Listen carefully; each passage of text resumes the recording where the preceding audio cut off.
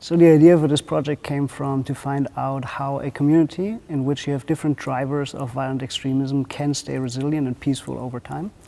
And when we were looking for a case, it was quite challenging because the media usually doesn't report about cases where it remains peaceful.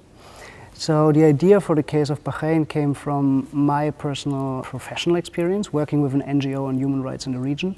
And the fascinating thing was that despite all the difficulties, most of the activists and the opposition is remaining peaceful and sticking to UN channels and not resorting to violent means. There were a lot of challenges that we had to face, and it was very great for us to work together through all of them. And especially, for instance, it was complicated to get through the interviews, as the majority of these people were actually still in the country, so we couldn't get a lot of access, and so we had to go through a lot of processes, and that was challenging but at the same time very rewarding, and it created a very encouraging environment and a good teamwork spirit as well. So it was all in itself a very rewarding experience. The report that we came up with was a very coherent report, and we learned a lot from the entire process, and we eventually hope to publish it in the future.